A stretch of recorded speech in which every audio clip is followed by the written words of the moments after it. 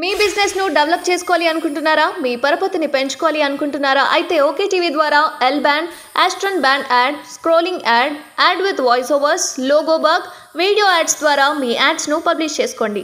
సంప్రదించవలసిన phone number 8520917933. Telangana Lok Sabha అభ్యర్థుల ఎంపికపై బీజేపీ కసరత్తు, జాబితా విడుదల అప్పుడే.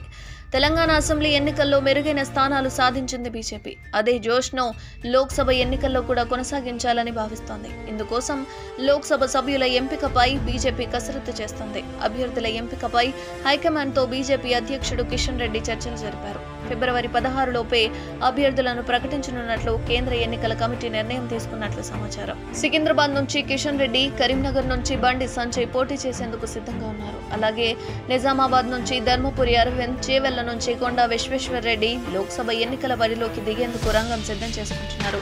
ఇక భువనగిరి నుంచి బూర నర్సయ్య గౌడ్, మహబూబ్ నగర్ నుంచి డీకే అరుణ పోటీ చేయాలని భావిస్తున్నారు. మల్కాజ్గిరి టికెట్ కోసం మురళీధర్ రావు, ఈటెల రాజేందర్ పేర్లు పరిశీలిస్తున్నారు. మల్కాజ్గిరి, మెదక్, హైదరాబాద్ అభ్యర్థులను ఫైనల్ చేయనుంది బీజేపీ కేంద్ర ఎన్నికల కమిటీ. అయితే మహబూబాబాద్ టికెట్ కోసం మాజీ ఎంపీ సీతారాం నాయక్ ప్రయత్నాలు చేస్తున్నారు. పెద్దపల్లి, మహబూబాబాద్ లో కాంగ్రెస్ నేతలను చేర్చుకుని టికెట్ ఇచ్చే యోచనలో కమలం పార్టీ ఉంది. నాగర్ కర్నూల్, వరంగల్, జహీరాబాద్, ఆదిలాబాద్ అభ్యర్థుల కోసం బీఆర్ఎస్ నేతలపై కాషాయ పార్టీ కన్నేసింది.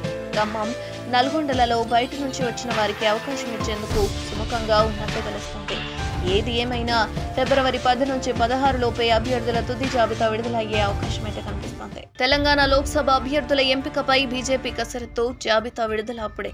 తెలంగాణ అసెంబ్లీ ఎన్నికల్లో మెరుగైన స్థానాలు సాధించింది బీజేపీ. అదే జోష్ను లోక్సభ ఎన్నికల్లో కూడా కొనసాగించాలని భావిస్తోంది. ఇందుకోసం లోక్సభ సభ్యుల ఎంపికపై బీజేపీ కసరత్తు చేస్తోంది. అభ్యర్థుల ఎంపికపై హైకమాండ్తో బీజేపీ అధ్యక్షుడు కిషన్ రెడ్డి చర్చలు జరిపారు. ఫిబ్రవరి 16 లోపే అభ్యర్థులను ప్రకటించనున్నట్లు కేంద్ర ఎన్నికల కమిటీ నిర్ణయం తీసుకున్నట్లు సమాచారం. సికింద్రాబాద్ నుంచి కిషన్ రెడ్డి, కరీంనగర్ నుంచి బండి సంజయ్ పోటీ చేసేందుకు సిద్ధంగా ఉన్నారు. అలాగే నిజామాబాద్ నుంచి ధర్మపురి అరవింద్, చేవెళ్ల నుంచి కొండా విశ్వేశ్వర్ రెడ్డి లోక్సభ ఎన్నికల బరిలోకి దిగేందుకు రంగం సిద్ధం చేసుకుంటున్నారు.